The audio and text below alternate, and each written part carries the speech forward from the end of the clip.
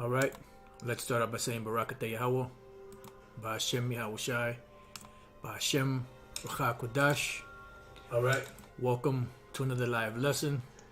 The name of this one is The Ultimate Standard. And what you're looking at in front of your screen is a depiction of the Son of the Most High Yahweh, whose name is Yahushai. And this is the ultimate example for us, the ultimate standard. You know, you want to find something to try to measure up to. Well, this is the ultimate standard of measurement, Yahushai. The word ultimate, being or happening at the end of a process, final, the best achievable or imaginable of its kind. And that is Yahushai. Standard, a level of quality or attainment, an idea or thing used as a measure, norm, or model in comparative evaluations, used or accepted as normal or average. But the what we're dealing with is a level of quality or attainment, an idea or thing used as a measure, norm, or model in comparative evaluations. And that is Yahushai, the ultimate standard. Philippians 2:1, if there be therefore any consolation in Yahushai, if any comfort of love, if any fellowship of the Spirit, if any bowels and mercies, fulfill ye my joy, that ye be like-minded, having the same love, being of one accord, of one mind. Because we're supposed to be of one accord and one mind. Let nothing be done through strife or vainglory, but in lowliness of mind, let each esteem other better than themselves. Look not every man on his own things, but every man also on the things of others, because this is what Yahushua had. He had care for the sheep. You know, this is why he put himself aside, his feelings, his emotions aside, and he became the ultimate sacrifice to show us the greatest example, you know, or the greatest standard, the ultimate standard. Let this mind be in you, which was also in Yahushua HaMashiach. And this is the highest level, you know, that you can reach, you know, is the care for, you know, the brothers, you know, the sheep, the lamb, more than of yourself. Now, that doesn't mean you're not going to eat or nothing like that, you know, but it just means that you'll be willing to put brothers, you know, before yourself.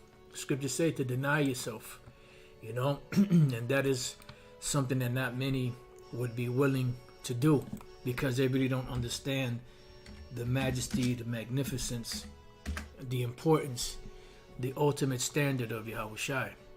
St. John 13:12. So after he had washed their feet and had taken his garment and was set down again, he said unto them, know ye what I have done to you?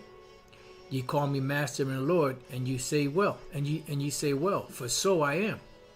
If I then, your Lord and Master, have washed your feet, ye also ought to wash one another's feet. So you basically, Yahushua humbled himself, you know, for the disciples. For I have given you an example that you should do as I have done to you. See, so this is pretty much what the Lord was saying. For I have given you an example that you should do as I have done to you. Verily, verily, I say unto you, the servant is not greater than his Lord, neither he that is sent greater than he that sent him. If you know these things, happy are ye if you do them.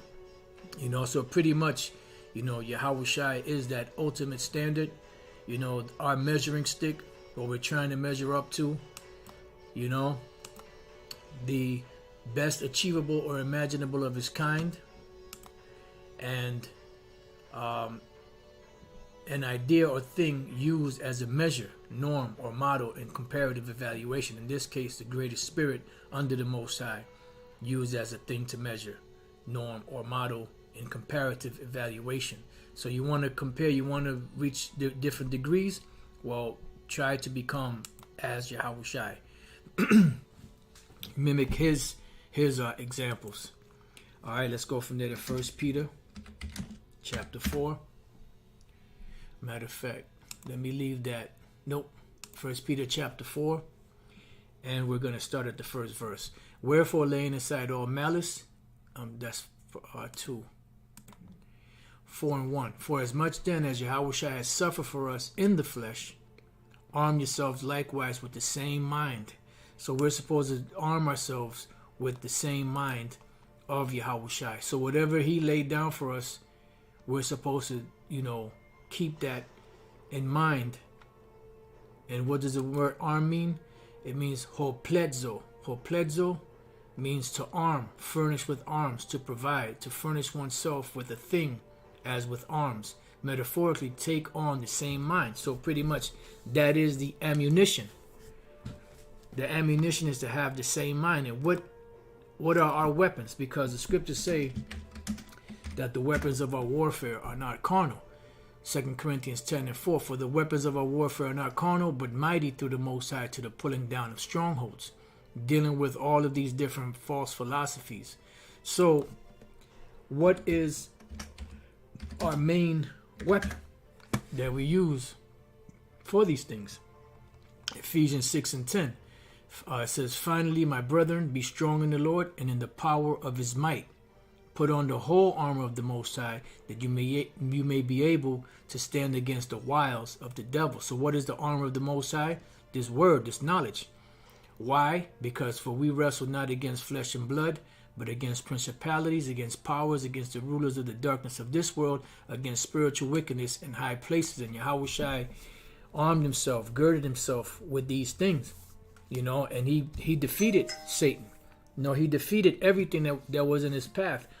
Even though sometimes his mind, he might have been in turmoil in his mind, but his resolve was constant. He never wavered. Although them demons are trying to mess with him because he was in the flesh, but he never, faltered.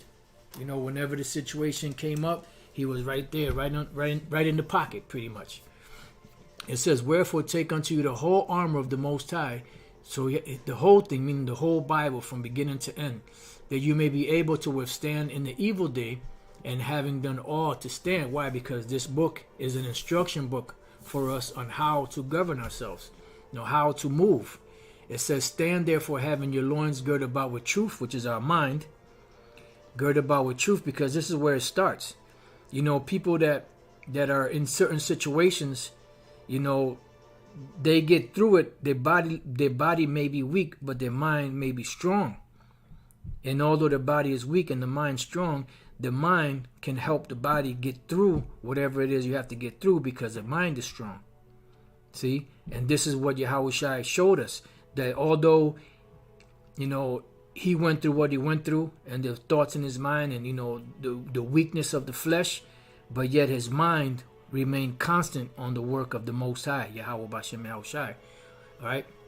It says, and having on the breastplate of righteousness. Yeah, because this word is a sword. This word is armor. This word is a breastplate, a shield, a helmet. It says, and your feet shod with the preparation of the gospel of peace. Above all, taking the shield of faith, because all of this armor coupled with faith, that's a strong dynamic right there. Wherewith you shall be able to quench all the fiery darts of the wicked, which is all of the different thoughts, all of the different tricks, whether it be stuff that comes into your mind, whether it's things that people say, whether it's information out there, whatever the case is, the standard goes back to what? To the scriptures. And the ultimate standard is who? Yahushua. And take the helmet of salvation and the sword of the Spirit, which is the word of the Most High. So this is it. So that's the ultimate standard. So when it says 1 Peter 4:1, it says, for as much then as Yahushua has suffered for us in the flesh, arm yourselves likewise with the same mind, for he that have suffered in the flesh has ceased from sin. Just like Yahushua suffered in the flesh and ceased from sin. But it says, arm yourselves likewise with the same mind. It says that he no longer should live the rest of his time in the flesh to the lust of men, but to the will of the Most High. Why? Because we are prisoners of Yahushua. That's why it says that we present our bodies as a living sacrifice.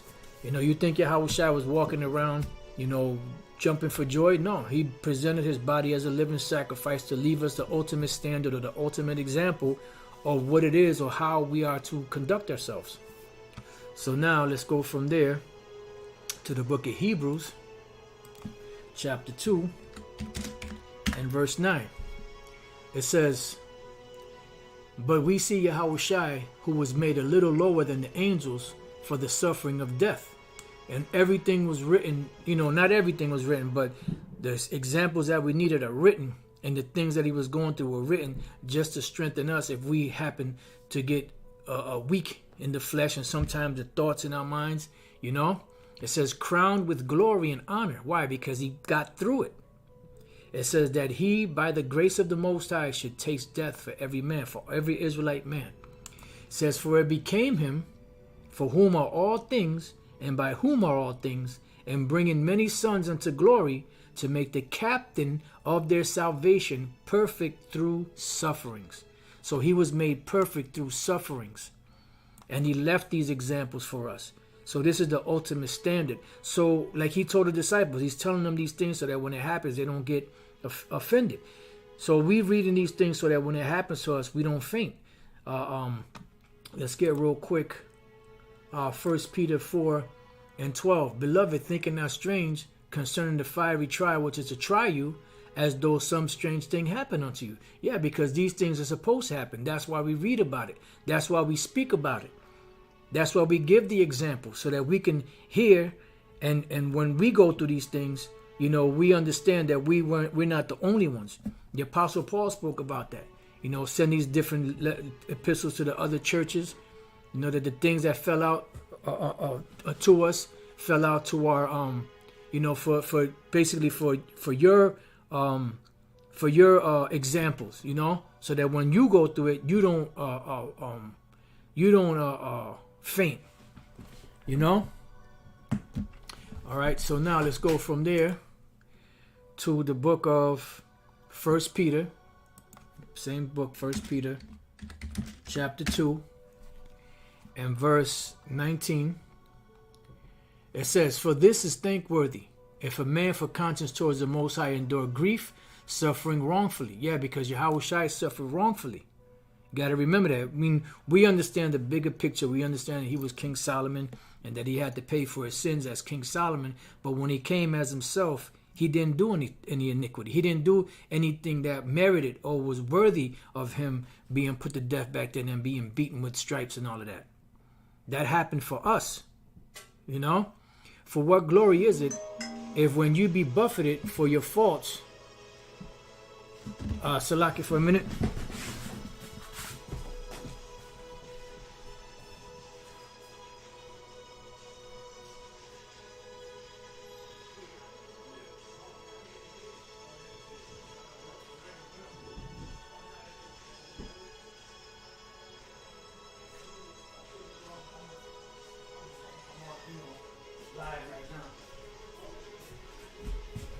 So it says, for this is thankworthy if a man for conscience toward the Most High endure grief, suffering wrongfully. See? So that's why it says, arm yourself with the same mind. For what glory is it if, when you be buffeted for your faults, you shall take it patiently? But if, when you do well and suffer for it, you take it patiently, this is acceptable with the Most High. For even hereunto were you called, because Yahushua also suffered for us, leaving us an example that you should follow his steps. And that is the ultimate standard, is Yahushua. So now let's go from there to the book of Isaiah 53. In Isaiah 53, it's pretty much the blueprint for what Yahushua went through. It says, he is despised and rejected of men, a man of sorrows and acquainted with grief. And we hid as it were our face from him. He was despised, and we esteemed him not. Surely he hath borne our griefs and carried our sorrows, yet we did esteem him stricken, smitten of the Most High, and afflicted. And this was all done for us. But he was wounded for our transgressions, he was bruised for our iniquities. The chastisement of our peace was upon him. With his stripes we are healed. And this is why he came. So he not only healed us, he's not only the Prince of Peace, but he also left us a great example of what to follow and how to be and how to conduct ourselves. So going back to Philippians 2 and 6, it says, who being in the form of the Most High, thought it not robbery to be equal with the Most High. And this is what the wicked Pharisees and them used to crucify him. You know, that was the final straw because they couldn't get any of those false witnesses to agree one with another. It says, but made himself of no reputation. He wasn't trying to be the big shot like you have individuals today that try to be that big shot, and took upon him the form of a servant. Yeah, because he humbled himself and was made in the likeness of men. And being found in fashion as a man, he humbled himself and became obedient unto death, even the death of the cross. See, leaving us the greatest example. Wherefore the Most High wherefore the Most High also hath highly exalted him and given him a name which is above every name, that at the name of Yahushua every knee should bow, of things in heaven and things in earth and things under the earth, because at the end of the day everybody's going to bow down to Yahushua, and that every tongue should confess that Yahushua is Lord, to the glory of the power of the Father. Wherefore, my beloved, as you have always obeyed him, not as in my presence only, but now much more in my absence, work out your own salvation with fear and trembling, because you have the examples. For it is the Most High which worketh in you both to will and to do of his good pleasure. And that's what this is all about. Finding what the good pleasure of the Lord is and doing it to the best of our ability. For all things do all things without murmuring and disputing, that you may be blameless and harmless, the sons of the Most High, without rebuke, in the midst of a crooked and perverse nation, among whom ye shine as lights in the world, holding forth the word of life, that I may rejoice in that day of Yahushua, that I have not run in vain, neither labored in vain. Yea, and if I be offered upon the sacrifice and service of your faith, I joy and rejoice with you all. Why? Because they were showing forth good examples from the examples that they were given. For the same cause also do ye joy and rejoice with me. I just got a couple more precepts. Let's go from there to 1 Corinthians 11:1. Because you'll find out that Yahushua is that ultimate standard to follow. 1 Corinthians 3:9, for we are laborers together with the Most High. You are the Most High's husbandry. You are the Most High's building. Remember, we're the church. Yahushua is the head. And we're the rest of the members of the body. According to the grace of the Most High, which is given unto me, as a wise master builder, I have laid the foundation, which is Yahushua, and another buildeth thereon. But let every man take heed how he buildeth thereupon. Yeah, because you can't build upon this foundation anything that's foreign, because if you do, it's gonna take away from the building, and eventually it's gonna be moved out of the way, and the right pieces are gonna be put there. For other foundation can no man lay that is laid, which is Yahushua HaMashiach, letting you know that he is that rock. He is the ultimate example. Let's go real quick. I think I skipped this one. This 1 Corinthians 11:1. Be ye followers of me, even as also I am of Yahushua. Because that's the ultimate example, the ultimate standard. All right, Matthew 7, and 24. This will be the last precept. Therefore, whosoever heareth these sayings of mine and doeth them, I will liken him unto a wise man which built his house upon a rock. And who was that rock? Yahushua. And the rain descended, and the floods came, and the winds blew, which is what? That's these different tribulations, trials, time of Jacob's trouble, just anything that was set up to try to make the elect stumble. And beat upon that house, and it fell not, for it was founded upon a rock, which is Yahushua. And everyone that heareth these sayings of mine and doeth them not, that don't have the same mind as Yahushua, shall be likened unto a foolish man which built his house upon the sand. And if you don't have a foundation on your house, what's going to happen? Eventually it's going to sink, fall, come crashing down. And the rain descended, the hail came upon it, and the floods came, and the winds blew, all these different doctrines and philosophies and people's opinions, and the tribulation that comes with teaching the word, and beat upon that house, and it fell, and great was the fall of it. Why? Because it was not founded upon the ultimate standard, which is Yahushua, which is that foundation, that rock, the chief cornerstone that was rejected. So with that, I pray that you brothers have been edified. Lord's will, if Spirit hits me again later to do another lesson, I will. Shalom.